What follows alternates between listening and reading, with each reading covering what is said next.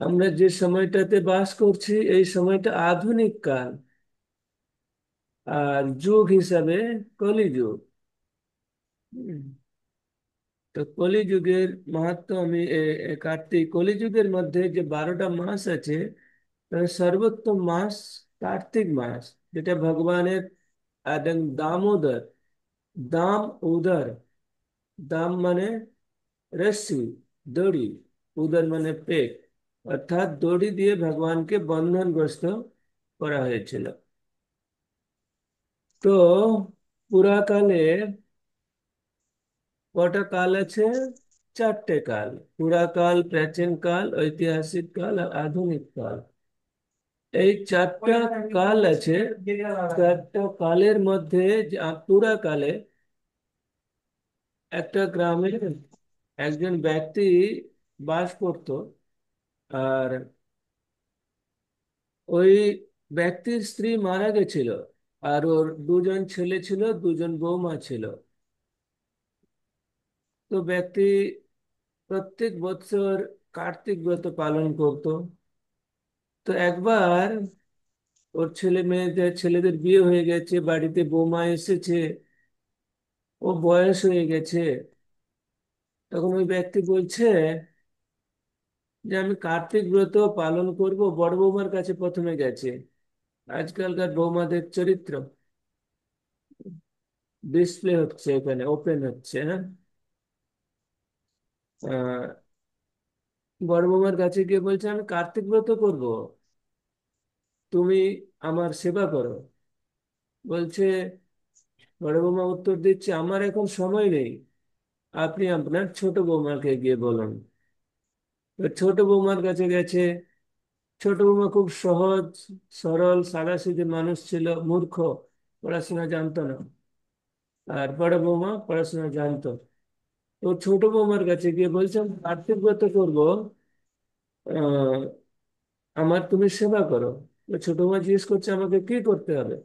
বলে কিছু নয়, আমি সকালে খুব ভোরে স্নান করব, তুমি স্নানের জল দেবে, আমার ধুতি কুর্তা ধুয়ে শুকিয়ে দেবে, আমাকে রান্না করে দেবে, ভগবানকে ভোগ অফারিং করে সেই প্রসাদ আমাকে দেবে। তো ছোট বৌমা বলছে ঠিক আছে, কোনো ব্যাপার নেই। তো যখন ছোট বৌমা সরল সাদাসিধে মনে এটা করছে, ও যখন তার শ্বশুরের স্নানের জল তুলছে, আর ওই ধুতি কুর্তা ধুয়ে যখন শুকাতে মানে দড়িতে মেলতে যাচ্ছে শুকনো করার জন্য, তো কাপড় থেকে জল পড়ে না নিচে। ও যখন পড়ছে, ও জল পড়ছে না। ওটা কি হচ্ছে? ওখান থেকে ডায়মন্ড ডায়মন্ড পড়ছে, হীরা হীরা। ওর ছোট বৌমা ওই হীরা পান্না চুন্নি এসব কিছু জানতো না। হ্যাঁ। তখন ও প্রত্যেকদিন সকালে উঠে ঝাড়ু নিয়ে, আমাদের যেমন মায়েরা কি করে, বাড়ির ঝাড় দেয়, তো ও সমস্ত ঝাড় দিয়ে এক জায়গায় ডায়মন্ড এক জায়গায় স্তূপ করে রেখেছে, বলে ওটা নোংরা। তো যখন কার্তিক মাস শেষ হতে যাচ্ছে, ওরা তো কৃষক পরিবারের ছিল, তো ওর বাবা ধান চাষ করতো। আর ও সকালে উঠে খেতে, জমিতে চলে যেত। তো কার্তিক ব্রত সমাপন হবে, সেই সময় ওর বৌমা দেখছে বাবা আসছে না জমিন থেকে, মাঠ থেকে। তখন ও জমিতে গেছে, কারণ ওখানে ধান এই কার্তিক মাসের শেষে অঘ্রাণ মাসের দিকে ধান পেকে যায় না, সোনালী রং হয়ে যায় ধানে। তো ও গিয়ে দেখে যে ওর ক্ষেতে আর ওই সময় অনেক পাখি ধান খেতে আসে। আপনারা দেখেছেন তো এসব? তো পাখি ওই সোনালী খেতে আসে ধান খেতে।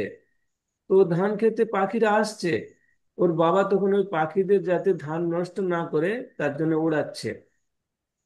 হুম।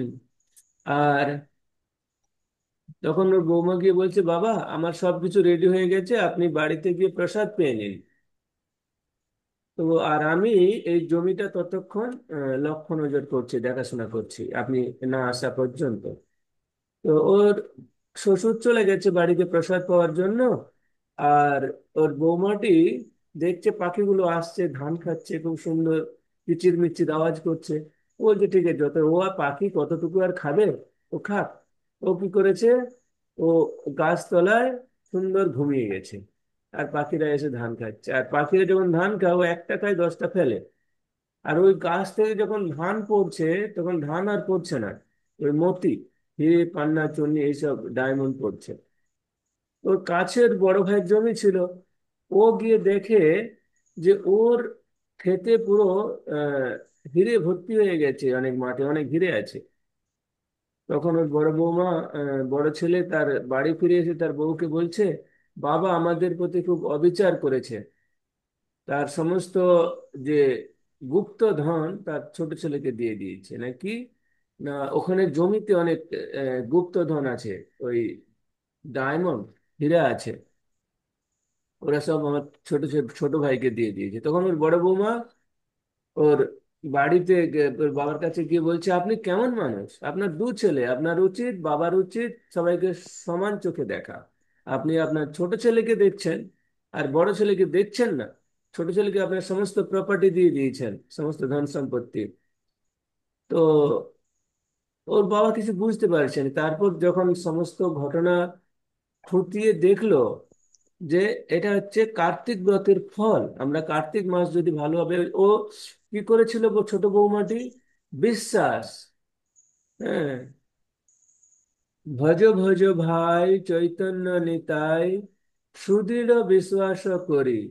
যদি আমাদের বিশ্বাসটা দৃঢ় থাকে, শুধু দৃঢ় নয়, দৃঢ়, আমরা এই দেখলাম দৃঢ়তা কেমন, আমরা দেখলাম যেমন বরফ, বরফ অধিকাংশ সময় মানে 80 ভাগ জলে ডুবে থাকে, 90 ভাগ জলে ডুবে থাকে, আর 10 ভাগ উপরে থাকে।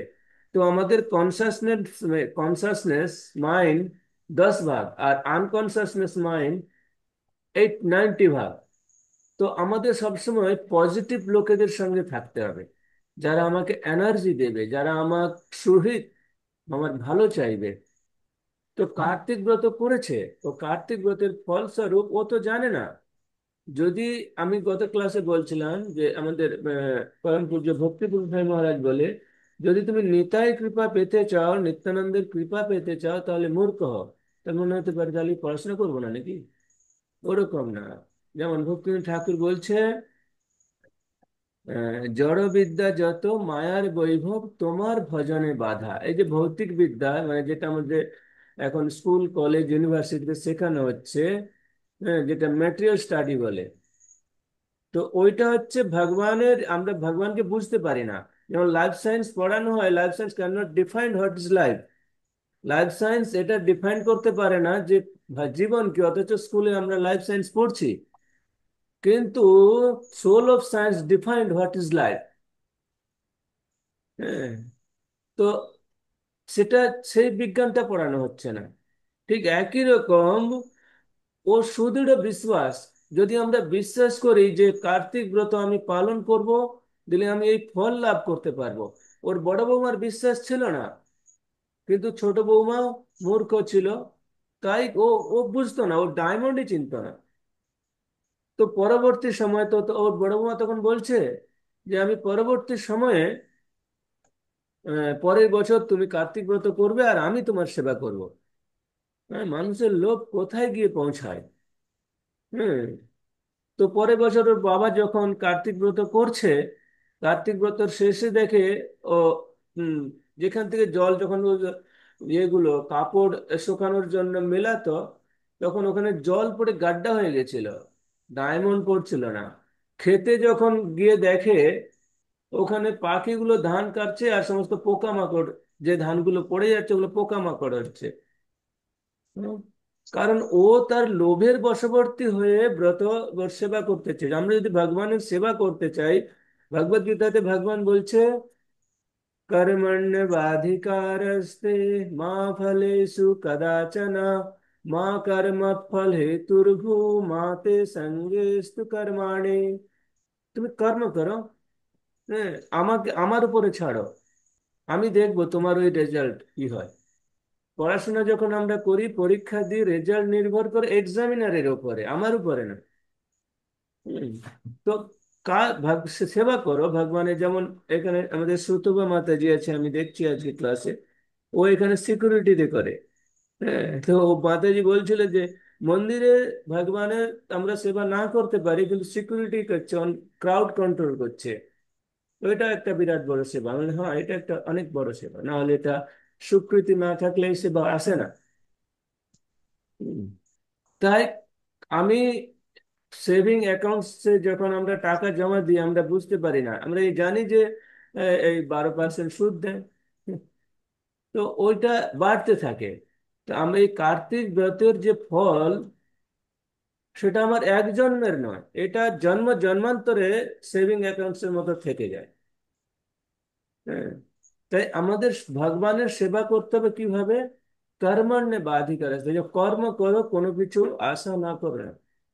তো তো মনে হবে, ও আচ্ছা, আমি কর্ম করব আশা করব না, তাহলে আমি কর্ম করবোই বা কেন? আমি তাহলে আগে আমার প্রোগ্রেস কিভাবে হবে? তো প্রোগ্রেস হওয়ার জন্য ভগবান যে কর্তব্যগুলো বলছে এই কার্তিক মাসে, আহ, সেই কর্তব্যগুলো আপনারা, প্রথমে আমি কি বলেছিলাম? বর্জনীয় কর্তব্য। করণীয় কর্তব্য বলেছিলাম, আজকে বলবো বর্জনীয় কর্তব্য। কি কি বর্জন করতে হবে কার্তিক মাসে?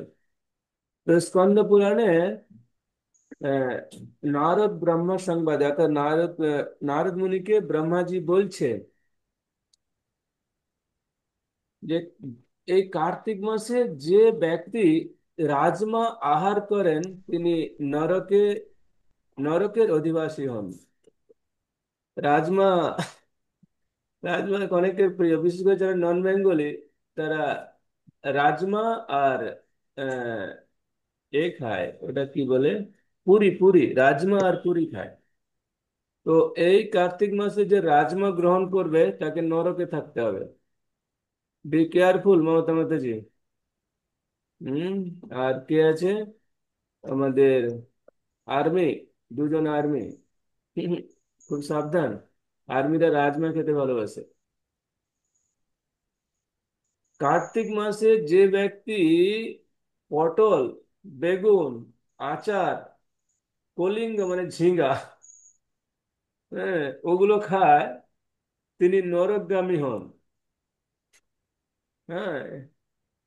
তো নরক, যারা আমাদের রাধা গোবিন্দ সাই মহারাজ বলেন, যারা ভগবানের ভক্তি করছে না তাদের ডেস্টিনেশন ফিক্সড। অর্থাৎ দুর্গাপুর স্টেশন থেকে ট্রেন ছাড়বে, পড়বে কোথায়? মাঝখানে কোনো দুরন্ত এক্সপ্রেসের মতো যাবে। হুম। যেমন বায়ুর গতিবেগ কত? 1200 কিলোমিটার। আর এই যে ট্রেনটা যাবে, তার চেয়ে মানে কি, সাব অরবিটাল প্লেনের মতো যাবে, তার চেয়ে দ্রুত গতিতে যাবে। আর থামবে কোথায়? জেলখানা, নরক নামক জেলখানাতে থামবে। Destination fixed. ভগবানের যে কার্তিক মাসে ভগবানের সেবা করবে না, তাদের ডেস্টিনেশন ফিক্সড, কোনো করার নেই। দুর্গাপুরে ট্রেন ছাড়বে, থামবে নরকে। কার্তিক মাসে ধার্মিক ব্যক্তি অতি সাবধানে মৎস্য, শশক, শূকর, কোন প্রকার মাংস আহার থেকে বিরত, মেডিটিং। প্রভুপাদ 4টে নিয়ম বলেছেন, নিজের মন থেকে বলেনি। তার মধ্যে প্রথম আছে মেডিটিং, আমিষ আহার বর্জন। হুম। তো আহারের বিষয়ে আমি বলবো। যেমন ধরুন, এখন বলবো না, ওটা পরে আমি আলোচনা করব যখন 17 চ্যাপ্টার, 18 চ্যাপ্টারে আমি ঢুকবো। এখন খাওয়া যেমন আছেন তেমনি চালিয়ে যান, শুধু কার্তিক ব্রত করুন। আহ, প্রভুপাদকে একজন জিজ্ঞেস করছে, আপনারা শাক সবজি খাচ্ছেন, সেটা কি পাপ হচ্ছে না? প্রভুপাদ বলছে, পাপ হচ্ছে, পাপ কেন হবে না? হ্যাঁ। আহ, কিন্তু দেখুন, আমরা যখন কোনো মুরগি, কোনো ছাগল, কোনো গরুকে হত্যা করছি, তারা অবোধ, তারা শিশুও তো অবোধ, তাকেও তো হত্যা করে খেতে পারি।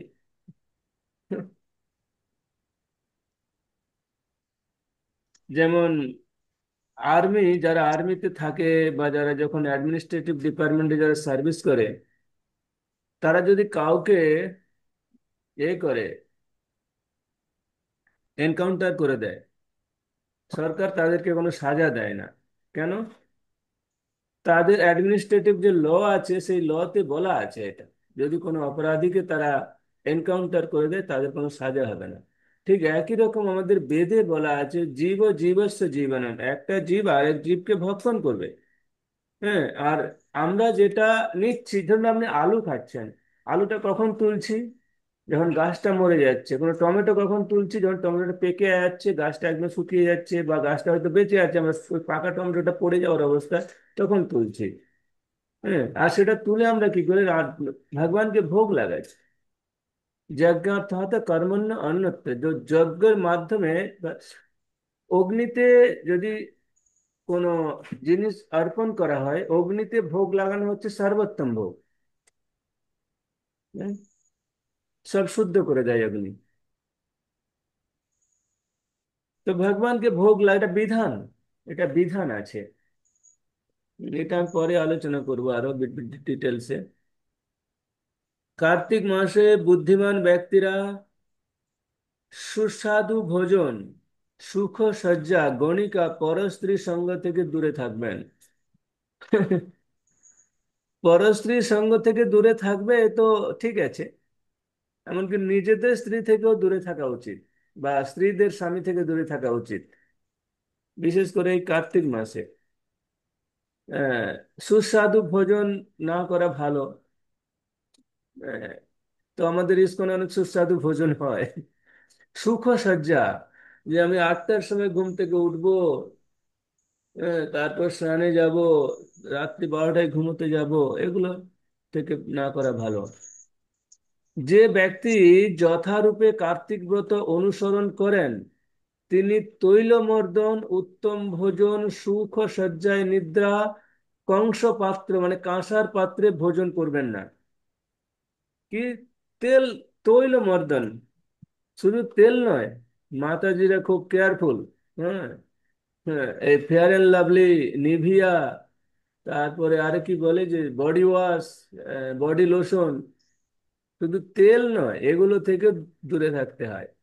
আমি চতুর্মাস যখন চতুর্মাসে বলেছিলাম, চতুর্মাস মাহাত্মে, যে এগুলো ত্যাগ করলে কি হয়। হুম। তারপরে আহ, উত্তম ভোজন আর সুখ সজ্জায় নিদ্রা, কংস পাত্রে ভোজন মানে কাঁসার পাত্রে ভোজন করবেন না। আর যিনি কার্তিক মাসে অতিরিক্ত বা উত্তম ভোজন বর্জন করেন, তিনি প্রতি দিবস কঠোর তপস্যা অনুশীলনের ফল লাভ করে। তারপর কি? আহ, আহ, রুকমাঙ্গদ মহারাজ আহ, শ্রী মোহিনীকে বলছে, অর্থাৎ ভগবান যখন মোহিনী রূপ ধারণ করেছিল, ওই অমৃতের ভিতরে অমৃত ডিস্ট্রিবিউশনের সময়, তখন সেই ভগবান রুকমাঙ্গদকে বলেছিলেন যে কার্তিকে তৈল বর্জনীয়, কার্তিকে মদিরা বর্জনীয়, কার্তিকে কংসধাতু বর্জনীয়, বাসি খাদ্য বর্জনীয়। বাসি খাদ্য বলতে যে আজকে আমি রাত্রিতে রান্না করলাম, কাল সকালে আমি ওটাকে বাসি বলে না। বাসি বলতে অ্যাকর্ডিং টু স্ক্রিপচার, শাস্ত্রের নিয়ম হচ্ছে যেটা রান্না করছেন সেটা 3 ঘন্টার মধ্যে আপনাকে পেতে হবে। 3 ঘন্টা পেরিয়ে গেলে, অ্যাকচুয়ালি মেডিকেল সায়েন্স তাই বলে, আফটার 3 আওয়ার্স আমাদের ওই খাদ্যের উপরে একটা ব্যাকটেরিয়া ছত্রাক জন্মায়, যা আমাদের পেটে ক্ষতি করে। পদ্ম পুরাণে বলছে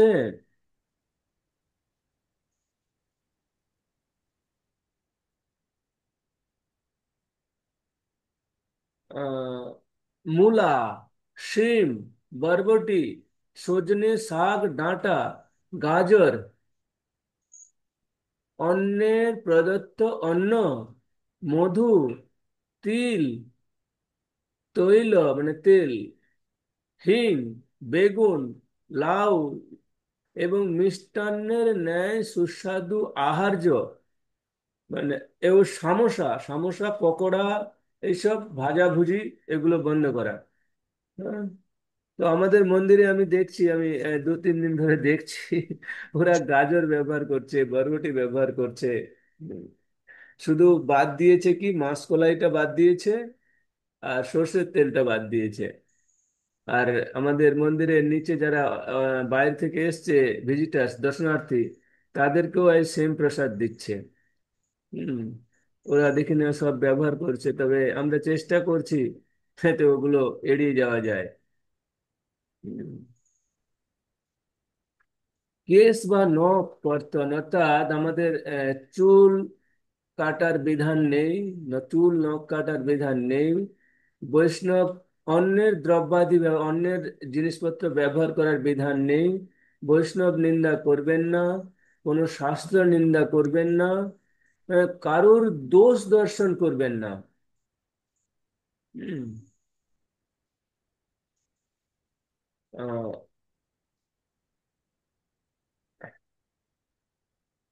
হৃদয়ে যদি আমরা কার্তিক ব্রত পালন করি ভালোভাবে, তাহলে কি হবে? হৃদয়ের পাপ সকল পলায়ন করে অন্য ব্রতের শতবার পালনও কার্তিক ব্রত পালনের সমান নয়। ব্রত পালন করেন না। আরে বল, কথা বলো না। আহ, আমরা যে করি না, এমনিতে বলে যদি কেউ একটা রাধা অষ্টমী ব্রত পালন করে, এক রাধা অষ্টমী ইজিক্যাল টু 1 লাখ। হ্যাঁ, একাদশী, 1 লাখ একাদশী ব্রত পালন করলে যে ফল লাভ হয়, একমাত্র রাধা অষ্টমী যদি কেউ একটা রাধা অষ্টমী পালন করে সেই ফল লাভ হয়। ঠিক একই প্রকার এই যে আমরা অন্যান্য যে ব্রত করি, এ আজকে এই দুর্গা ব্রত, কালী ব্রত, সেই ব্রত, অন্যান্য যত ব্রত আছে, যত ব্রতকে, সমস্ত ব্রতর ফল যদি একসঙ্গে রাখা হয়, এবং কেবলমাত্র একটা কার্তিক ব্রত করে তার ফল যদি একদিকে রাখা হয়, দেখা যাবে কার্তিক ব্রতের ফল অনেক বেশি। কত গুণ বেশি? 100 গুণ, শতবার। ওটা শতবার যদি পালন করা হয়, ধরুন আপনি একটা দুর্গা ব্রত পালন করছেন 100বার, একটা শিব ব্রত পালন করছে 100বার, সেই 100বার যে ব্রত পালন করছেন, সেই 100বারের ব্রতটাকে আপনার তুলাদণ্ডের একদিকে রাখুন, আর শুধু কার্তিক ব্রত একবার পালন করলে সেই ফলটাকে একদিকে রাখুন, দেখা যাবে কার্তিক ব্রতের ফল ভারী। যেমন আহ ভাগবত গীতাকে বলা হয় কিং অফ অল এডুকেশন, এবং ভাগবতমকে বলা হয় কিং অফ অল লিটারেচার।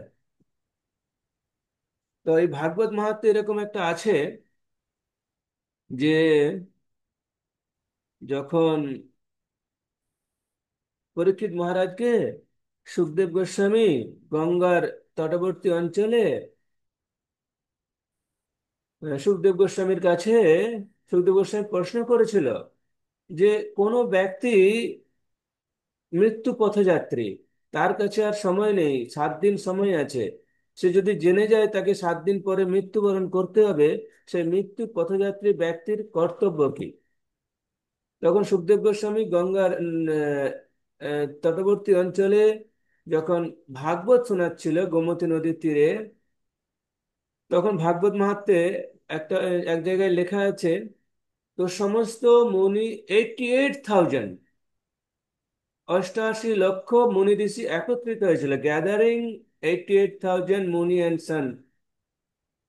88,000 মুনি ঋষি একত্রিত হয়েছিল to hearing the Bhagavatam, hearing Bhagavat শোনার জন্য। তখনকার দিনে তো মোবাইল ছিল না, টেলিফোন ছিল না, এই ছিল না, ওই ছিল না, মাইক ছিল না। এখন তো আমাদের ক্লাস করতে গেলে মাইক দরকার, ওই দরকার, শুনতে পাই না। তো তখন 88,000 মুনি ঋষি একত্রিত হয়েছিল এক জায়গাতে ভাগবত শোনার জন্য। আর এই খবরটা যখন দেবতারা পেয়েছিল, দেবতারা এসেছিল ওই আহ, ভাগবত শুনতে। ওরা সঙ্গে এনেছিল অমৃত, অমৃতের এক ভাঁড় সঙ্গে এনেছিল। আর সুখদেব গোস্বামীকে বলেছিল, হে সুখদেব গোস্বামী, আমরা আপনার জন্য অমৃত এনেছি, স্বর্গ থেকে অমৃত এনেছি, আপনি অমৃত গ্রহণ করুন আর বিনিময়ে আমাদেরকে ভাগবত শ্রবণ করান।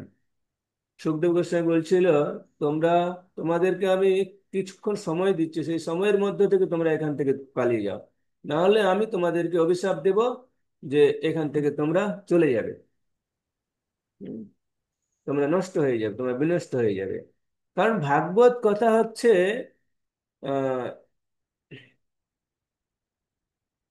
কোনো অর্থের বিনিময়ে দান করা। এখনকার সমাজে অর্থের বিনিময়ে হাজার হাজার টাকা নিয়ে ভাগবত কথা করছে অন্য বাইরে যারা ভাগবত যারা কথা করছে।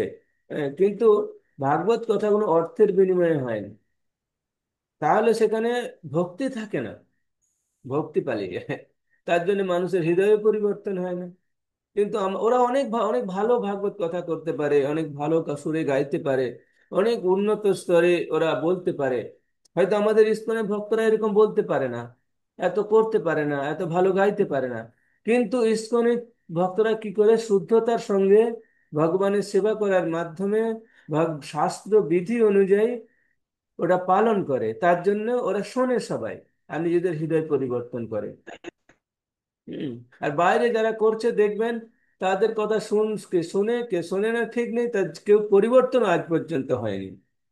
তো এইটা ভাই ভাগবত কথা যখন সুখদেব গোস্বামী করছিল, তখন ব্রহ্মাজি বুঝতে পারছিল না যে কি হচ্ছে, এই ভাগবত কথার ফল কি। তখন সমস্ত ব্রতের ফলকে একদিকে রেখেছে, আর ভাগবত ভাগবত কথার ফলকে একদিকে রেখেছে। দেখে না ভাগবত কথা ফল অনেক বেশি সমস্ত অন্যান্য কথা ফল ব্রতর চেয়ে। হম। সেরকম সমস্ত ব্রতকে যদি একদিকে রাখা যায়, তার যে ফল লাভ হয় একমাত্র কার্তিক ব্রত পালন করছে, পালন করলে তার শতগুণ বেশি ফল লাভ হয়। হম। আর কি বলছে?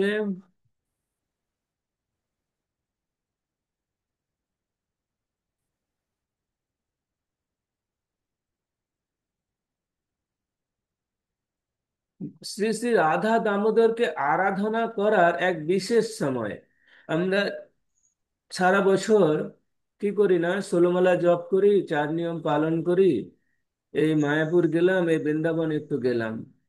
কিন্তু এই কার্তিক মাসে ভগবান বন্ধনগ্রস্ত অবস্থায় থেকে আমাদের এক মাস তিনি বাঁধা থাকেন। মা যশোদা তো 12 ঘন্টা বেঁধেছিল, কিন্তু ভক্তরা ওনাকে এক মাস বেঁধে রাখে।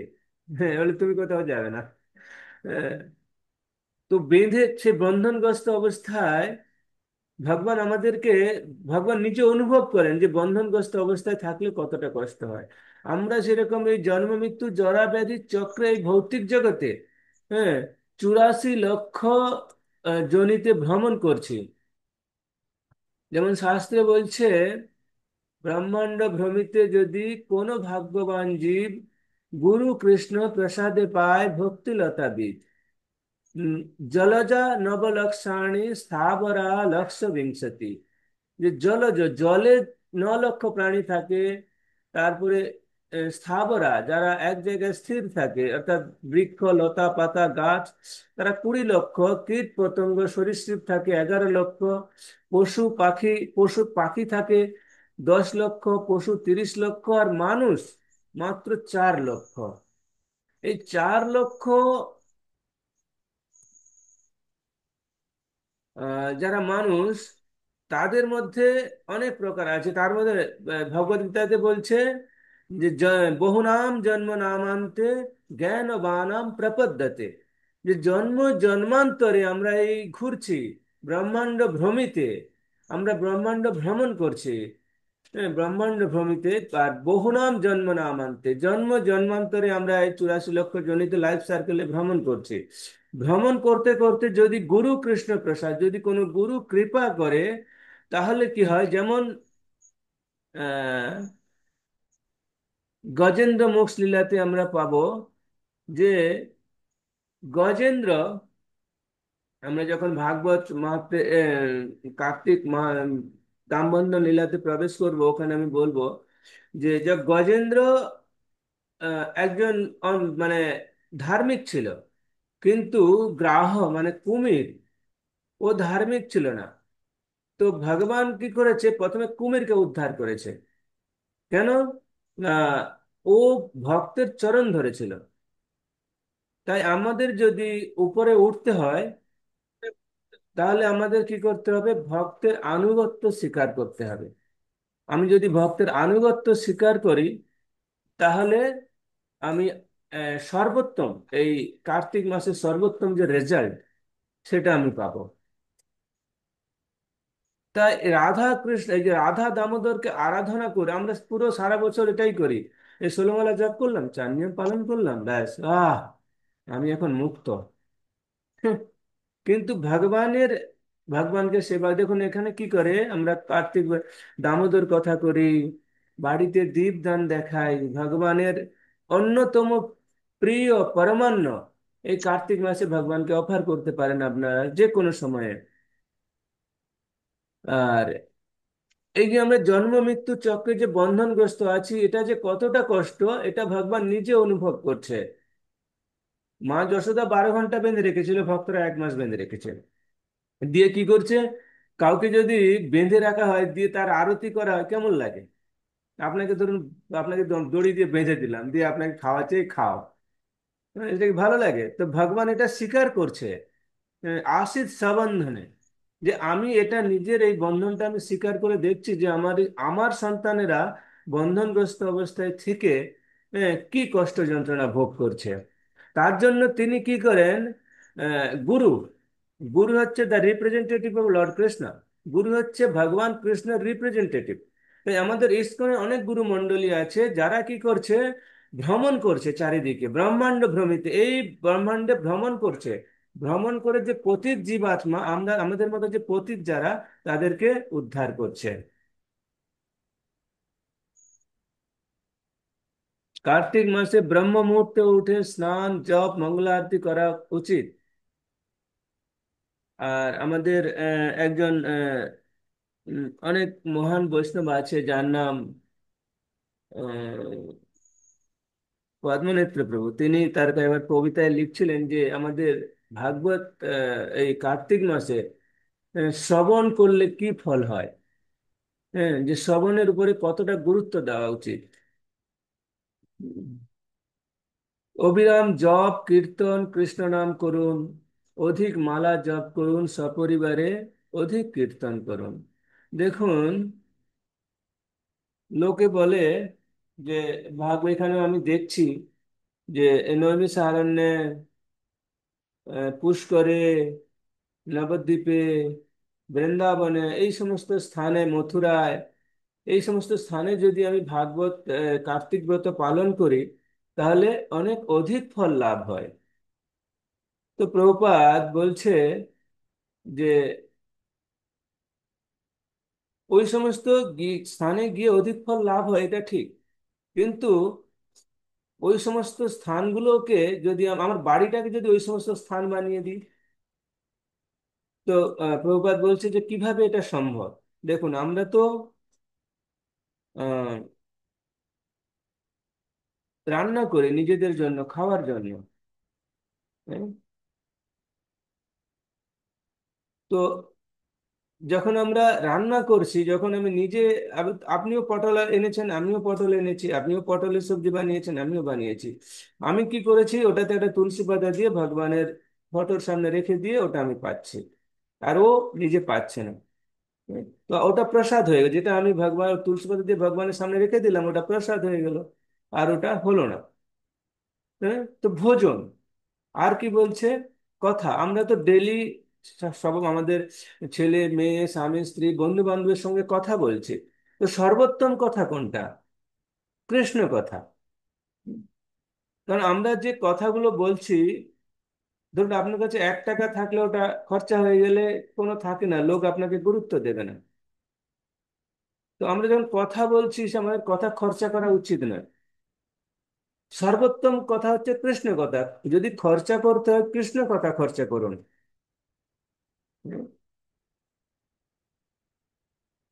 আর তাহলে আমরা যখন কথা বলছি, যদি আমরা কথা বলি, তাহলে ভগবান সম্বন্ধে কথা বলবো।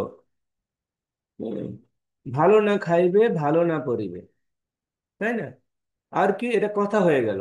তাহলে ভোজন হলো, কথা হলো, আর কি না, উম আর একটা কিছু বলছিল প্রভুপাদ, আমার লেখা ছিল এখানে।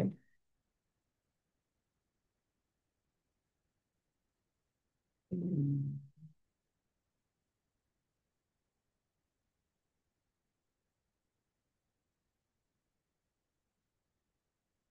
আচ্ছা, ভগবান, আহ, ভগবানের নাম। তো আমরা যদি প্রত্যেক দিন অন্তত 10 মিনিট, এক মালা করতে 6.5 থেকে 7 মিনিট লাগে। তো আমরা যদি প্রত্যেক দিন নিজের জন্য, নিজের কল্যাণের জন্য 10 মিনিট দিই 24 ঘন্টার মধ্যে, ভগবানের নাম জপ করলাম, ভগবানের কীর্তন করলাম। কীর্তন করার জন্য আমাকে মন্দিরে যেতে হবে না, আমি 10-5 মিলি নিজ দুয়ারেতে বসিয়া করহ কীর্তন সবে হাতে তালি দিয়া। হাতে তালি দিয়ে আমরা 10-5 মিনিট বসে নিজের বাড়িতে আমরা কীর্তন করব। এই তিনটে জিনিস করলে আমার বাড়িটাই মথুরা, বৃন্দাবন, কাশী হয়ে যাবে। হুম।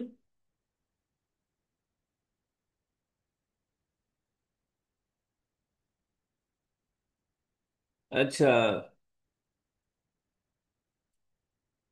যদি কেউ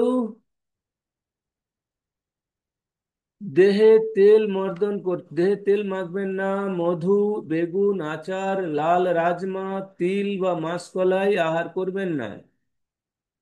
উম, আচ্ছা,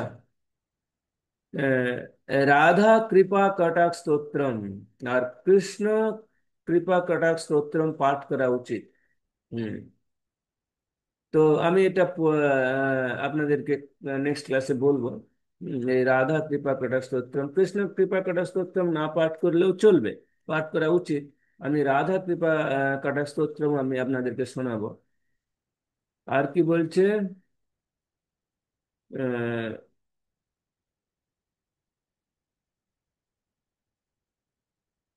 একাদশী, দ্বাদশী ও পূর্ণিমা তিথিতে রাধা সহস্রনাম পাঠ করার কথা বলা আছে। উম, আর সমগ্র কার্তিক মাস, মানে পুরো কার্তিক মাসে, হ্যাঁ, প্রতিদিন ভগবান শ্রীকৃষ্ণের প্রিয় খাদ্য পরমান্ন বা ক্ষীর প্রস্তুত করুন আর ভগবানকে নিবেদন করুন। আচ্ছা, কৃপা কটাক্ষ স্তোত্রম। মুনিন্দ বৃন্দ বন্দিতে ত্রিলোক শোকহারিণে প্রসন্ন বক্র পঙ্কজে নিকুঞ্জ ভূবিলাসিনী ব্রজেন্দ্র ভানু নন্দিনী ব্রজেন্দ্র सूनु সঙ্গতে কদা করিষ্যসি মাম কৃপা কটাক্ষ ভাজনম। তো এইভাবে রাধা কৃপা কটাক্ষ স্তোত্রম আমি গ্রুপে দিয়ে দেবো, আপনারা ওটা পাঠ করবেন। আর পাঠ করতে অসুবিধা হলে বলবেন, আমি ওটা পাঠ করে শুনিয়ে দেব। তো এটা হচ্ছে কার্তিক মহিমা। কি করবেন কি করবেন না সেটা আমি বলে দিলাম। আর কি করণীয়? আহ, তুলসী আরতি, ভগবানের মঙ্গল আরতি, নৃসিংহ আরতি, ঘৃত প্রদীপ, ভগবানকে নিবেদন পূর্বক দামোদর অষ্টকম কীর্তন, গঙ্গায় স্নান, যমুনায় স্নান, শুদ্ধ ভক্তগণকে দান দক্ষিণা। দান, দান আমরা সবাই করি না। দান, দান সম্বন্ধে আজ আমি একটু বলে দিই। আমরা এটা 17 নম্বর অধ্যায় যখন গীতা পড়বো তখন আমি দান সম্বন্ধে ডিটেলস বলবো। তো দান সম্বন্ধে আহ 17 নম্বর অধ্যায়ে 20 নম্বর শ্লোকে বলছে, দাতব্যম ইতি যদ্দানম দীয়তে অনুপকারিণে দেশে কালে চ পাত্রে চ তদ্দানম সাত্বিকম স্মৃতম, তদ্দানম সাত্বিকম স্মৃতম। যে দান কাকে করা উচিত? ধরুন আপনি কাউকে দান করলেন, ও আপনার দানটা নিয়ে কি করলো? যে আমাদের খাওয়া 3 রকম, আমরা যে আহার করি আমাদের 3 রকম আহার আছে, সত্য, রজ, তম। তো 3টে গুণ আছে, সত্য, রজ, তম। সেরকম আহারও 3 প্রকার আছে, এ দানও 3 প্রকার আছে, সত্য, রজ, তম। যেহেতু আপনি দান করছেন, কাউকে দান করলেন, আপনার দানটা নিয়ে ও ড্রিঙ্ক করলো, স্মোক করলো, মিডিটিং করলো, ইলিসিট সেক্স করলো। হুম। তো ওটা হলো উম তমগুণী দান। হুম। আপনি কাউকে দান করলেন, আপনার দানটা নিয়ে ও জুয়া খেললো আর নিজের কি আর্থিক স্থিতি বাড়ানোর চেষ্টা করলো, ওই দানটা হচ্ছে রজগুণী দান। আর আপনি হয়তো কাউকে দান করলেন, সেই দানটা নিয়ে সে তার নিজের কর্তব্য কর্ম সাধন করলো, যে কর্তব্য করা উচিত সেই কর্তব্য পালন করলো, সেটা হচ্ছে সত্যগুণী দান। হ্যাঁ। তো দেশে কালে চ পাত্রে, আমি কোথায় দান করছি, তা আপনার একজন প্রভুকে একজন মাতাজি জিজ্ঞেস করছিল কিছুদিন আগে, যে কেউ গরিব মানুষ আমাদের বাড়িতে ভিক্ষা চাইতে এলো, এখনকার দিনে কোনো চাল ডাল নেয় না, টাকা চায়, তাহলে কি আমার বাড়ি থেকে সে ফিরে যাবে? হুম। তো প্রভুপাদ এখানে লিখছে যে আহ, কখনো কখনো অনুকম্পার বশবর্তী হয়ে গরিবদের দান করা হয়, কিন্তু সেই গরিব লোকটি যদি দানের যোগ্য না হয়, তাহলে সেই দানের ফলে কোনো পারমার্থিক উন্নতি সাধিত হয় না। ও যদি দানটাকে নিয়ে অন্য কোনো কাজে লাগে, সেই ফলটা আপনাকে গ্রহণ করতে হবে। তো দান কোথায় করা উচিত? প্রভুপাদ বলছে যে একমাত্র পারমার্থিক কর্মে নিযুক্ত যে মানুষ, তাকেই দান করার নির্দেশ আহ শাস্ত্রে দেওয়া হয়েছে। হ্যাঁ। পক্ষান্তরে নির্বিচারে দান করার নির্দেশ বৈদিক শাস্ত্রে দেওয়া হয়নি। যদি দান করতে চান, তাহলে কোনো সদ্গুরু, বৈষ্ণব, ব্রাহ্মণ বা মন্দিরে দান করুন। দেশে কালে চ পাত্রে চ, আপনাকে দেখতে হবে যে আপনি কাকে দান করছেন, কালে কোন সময় সময় আছে দান করার। এখানে বলছে যে আহ, কি বলছে, তীর্থস্থানে চন্দ্র বা সূর্যগ্রহণের সময়, মাসের শেষে, সৎ ব্রাহ্মণ বা বৈষ্ণব অথবা মন্দিরে দান করার নির্দেশ দেওয়া আছে। পাত্রে, কোন পাত্রে দান করবেন সেটাও দেওয়া আছে। হুম। এই দান সম্বন্ধে আমি পরে বলবো। আচ্ছা, আর কিছু প্রশ্ন আছে কি আপনাদের জানার কার্তিক মাস মাহাত্ম্য নিয়ে?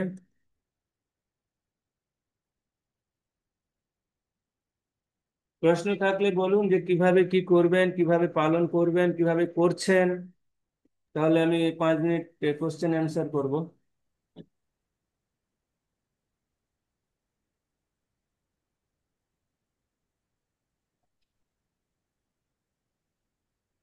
জানার যদি আপনাদের কোশ্চেন থাকে, প্রভুপাদ একটা জিনিস বলতেন।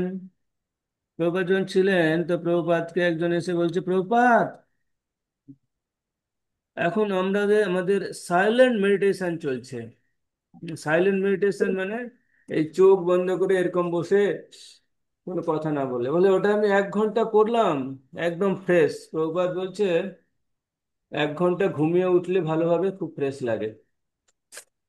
তো silent meditation as like a sleeping. তো আপনার সঙ্গে সাইলেন্ট মেডিটেশনে আছেন নাকি? হরে কৃষ্ণ বাবু। হ্যাঁ, বলুন। বলছিলাম যে যতবার নাম করবো ভগবান কি ততবারই মানে কাছে আসবে ভগবানের নাম করলে? ওকে। মমতা মাতাজির কোশ্চেন হচ্ছে যে ভগবানের আমরা যে নাম করছি, যতবার নাম করছি ততবার কি ভগবান আমাদের কাছে আসবে? অ্যাকচুয়ালি ভগবান কাছে আসবে না, ভগবান আমাদের কাছে আছে। হুম। উম, ভগবান কাছে আসে না। যেমন প্রভুপাদ বলছে আহ, হরে কৃষ্ণ মহামন্ত্র to keep association with god. হ্যাঁ, যে হরে কৃষ্ণ মহামন্ত্র হচ্ছে ভগবানের সঙ্গ লাভ করা। অর্থাৎ ভগবান আসবে না, ভগবান আছে আমার কাছে। হুম। যেমন ভগবদ গীতাতে বলছে ভোক্তারাম যজ্ঞ তপসাম সর্বলোको মহেশ্বরম সুহৃদ সর্বভূতানাম জ্ঞাত্বা মাম শান্তি মিচ্ছতি। সুহৃদ, আমাদের সবচেয়ে যে নিকটতম ব্যক্তি যে কল্যাণ করবে আমার, সুহৃদ সে আমার ভিতরে আছে। ও আসবে কি করে? ও তো আমার কাছেই আছে, আমার ভিতরে আছে। আমাদের এই বডিটার মধ্যে আরো দুটো বডি আছে না। আমাদের উপরের বডিটা কি? ক্ষিতি অব তেজ মরুদ্গম দিয়ে তৈরি। ভিতরে দুটো বডির মধ্যে একটা বডি মন বুদ্ধি অহংকার দিয়ে তৈরি, আর একটা বডি সচ্চিত আনন্দ দিয়ে তৈরি। অপারেশন করে সিজার করে দেখতে হবে না। তো ভগবান আসবে না, ভগবান আছে। আর ভগবান প্রসন্ন হয়েছে কি করে বুঝবো? আপনি এটা বুঝবেন আপনি কতটা প্রসন্ন হয়েছেন আমাদের চ্যান্টিং। যদি প্রভুপাদ বলতেন যে, যেমন শাস্ত্রে বলছে, হ্যাঁ, কীর্তনিয়া সদাহরি, যে সবসময় কীর্তন করো। প্রভুপাদ বলছে ইটস ইম্পসিবল টু কলিযুগা, এটা কলিযুগে সবসময় সম্ভব নয়। তো কলিযুগে কি বলা আছে? সংখ্যা পূর্বক নাম গান নতিবি, সংখ্যা পূর্বক নাম গান করার কথা বলা আছে, তাই না? আমাদের সংখ্যা, আমি যদি ভোর সকালে দেখবেন কেউ যদি ব্রহ্ম মুহূর্তে 16 মালা জপ করে নেয়, ও সারাদিন অটোমেটিক চলতে থাকে। ও, আপনাকে জব করতে হবে না, আপনি অটোমেটিক ওটা চলতে থাকবে হরে কৃষ্ণ। আমি দেখেছি এটা। আপনার প্রসন্নতা, আপনি যখন দেখবেন যে খুব আপনি প্রসন্ন আছেন, তো ভগবান প্রসন্ন। আপনি এটা বুঝতে পারেন, নিজেই রিয়েলাইজ করতে পারেন। অনেক সময় এমনি এমনি মন খারাপ হয়ে যায়। অ্যাকচুয়ালি সুখ আর আনন্দ এই দুটো আলাদা জিনিস। আমরা আমাদের দুঃখের সাময়িক নিবারণটাকে আমরা সুখ বলে ধরে নিই, কিন্তু আনন্দ নয় ওটা। আনন্দ আলাদা, সুখ আলাদা। হ্যাঁ, আমরা কি করছি, যে হয়তো কোনো একটা বিষয় আমাদের আটকে আছে, বা আমরা পাচ্ছি না, বা কোনো একটা অসুবিধা হচ্ছে, ওটা হয়তো কিছুটা উপশম হলো বা পেলাম, ওটাকে আমরা আনন্দ ভরে ধরে নিই। কিন্তু ওটা আনন্দ নয়। যে সুখ আর আনন্দ কি? আনন্দ চিন্ময় রস সদুজ্জ্বল বিগ্রহস্য গোবিন্দ আদি পুরুষম তমহম ভজামি। আনন্দ চিন্ময় রসের যে উজ্জ্বল মূর্ত বিগ্রহ, তিনি হচ্ছেন গোবিন্দ। তার সেবা যদি করি, হ্যাঁ, যেমন বলছে কি হরে, হরে হরতি হৃদয়ম গ্রন্থি বাসনা রূপ মিতি হরি। হরে হরতি, হরতি মানে হরণ করা, বাসনা মানে আমাদের যে সমস্ত সেন্স আছে, গ্রন্থি আছে, এই গ্রন্থিগুলোর যে ডিমান্ড আছে, সেই ডিমান্ড গুলোকে হরণ করে যে নেয়, তিনি হচ্ছেন হরে, অর্থাৎ রাধা রানী। হ্যাঁ, তাই সেই এই ডিমান্ড গুলো যতক্ষণ না পূরণ হচ্ছে, ততক্ষণ আমরা আনন্দ পাবো না। আর ভৌতিক জগতে আনন্দ, এটা হচ্ছে কি দুঃখালয়ন। এটা দুঃখের। আহ, আপনি যদি ভোজনালয়ে যান, কি পাবেন? ভোজন পাবেন। ঔষধালয়ে গেলে ওষুধ পাবেন, বস্ত্রালয়ে গেলে বস্ত্র পাবেন, বিদ্যালয়ে গেলে বিদ্যা পাবেন। আপনি দুঃখালয়ে আছেন তো দুঃখ পাবেন, তাই না? তো দুঃখটা, এটা এটা হচ্ছে কি, প্রভুপাদ আমাদের ভক্তিবিনোদ ঠাকুর বলছে, তোমার সেবায় দুঃখ হয় যত, সেও তো পরম সুখ। যে আমি ভগবানের সেবা করতে গিয়ে যত দুঃখ পাই না কেন, সেও পরম সুখ, সেটা আমার কাছে আনন্দের বিষয়। তাই দুঃখটা আমাদের আসবে। হ্যাঁ, যেমন বলছে না, সনাতন ধর্ম। হ্যাঁ, সনাতন ধর্ম, ধর্ম মিন্স ডিউটি। হ্যাঁ, আমি সাংসারিক ব্যক্তি, আমাকে আমার কর্তব্য করতে হবে, এটা ধর্ম। সনাতন মিন্স ইটারনাল, চিরন্তন। হুম, তাই সনাতন ধর্ম। তাই আপনি এই সনাতন, আমাদের আত্মা সনাতন, পরমাত্মা সনাতন। সুতরাং এই সনাতন আত্মার সনাতন পরমাত্মার সঙ্গে কাজ আছে। তাহলে আমি এই ভৌতিক জগতে আমার কি কাজ? আমি এই ভৌতিক জগতে কাজ নিয়ে ব্যস্ত হতে আছি, তো দুঃখ তো আসবে। হ্যাঁ, জীবের স্বরূপ হয় কৃষ্ণের নিত্য দাস, কৃষ্ণের তটস্থ শক্তি ভেদাভেদ প্রকাশ। আমাদের যে স্বরূপ, আমরা কৃষ্ণের নিত্য দাস, আমরা ভগবানের সেবা করা আমাদের পরম কর্তব্য। হ্যাঁ, তো আমরা আমার আত্মা সনাতন। হ্যাঁ, এই সনাতন আত্মা সনাতন পরমাত্মার সঙ্গে সম্পর্ক থাকবে। আর আমরা কি করছি? ভৌতিক জগতে ওই কাজগুলো করছি যেগুলো ভগবানের সঙ্গে নট রিলেটেড। তাহলে দুঃখ তো আসবে। এমনিতে আমরা আছি দুঃখালয়ে। হ্যাঁ, তাহলে মানে জন্ম থেকে, জন্ম হইল পড়ি মায়া জালে, না হইল জ্ঞান লব। আমরা মায়ার সংসারে জন্ম হওয়ার সঙ্গে সঙ্গে পড়ে গেলাম। সেই মায়ার সংসারটা কি দুঃখালয়। সেই দুঃখালয়ে আমরা কি করছি? হ্যাঁ, ভগবানকে বাদ দিয়ে আর সমস্ত কিছু কাজ করছি, তো দুঃখ আসবে। এছাড়া আমি একটা বই লিখছি, ওটা আমি জানি না কবে পাবলিশ হবে। ভারতবর্ষে মনুষ্য জন্ম দুর্লভ, তদপেক্ষা দুর্লভ ভগবানের ভজন লাভ করা। তো মনুষ্য জন্ম দুর্লভ, এই ভারতবর্ষে যারা মনুষ্য জন্ম পেয়েছে সেটা দুর্লভ, তার চেয়ে দুর্লভ হচ্ছে ভগবানের ভক্তি করা। তাই দুঃখটা আসুক, দুঃখটা, আর দুঃখটা আমাদের যেমন দুঃখটা হচ্ছে ভগবানের কৃপা ধরে নিতে পারে। কুন্তি মহারানী কি বলছে, ও ভগবান চলে যাচ্ছে, আরে আপনি চলে যাচ্ছেন, সবাই বলে সবাই সুখ চায়, কুন্তি মহারানী বলছে না আমি দুঃখ চাই, যাতে টু রিমেম্বারিং দ্য কৃষ্ণ, আমরা দুঃখের সময় ভগবানকে দেবদেবীর কাছে স্মরণ নিতে পারি। তো দুঃখ হচ্ছে, হ্যাঁ, দা ভগবানের কৃপা, দ্য মার্সি অফ লর্ড, বুঝছে? আর কিছু,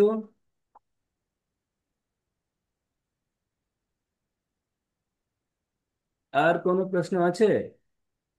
না হলে না আমাকে, প্রধান। আমি ক্লাস এখন শেষ করবো, কারণ আমাকে একটু যেতে হবে সেবাতে, কার একটু মিটিং আছে। আমরা এখানে আমি সেবা করছি, হ্যাঁ, ক্লাস বন্ধ করছি, স্টপ করছি।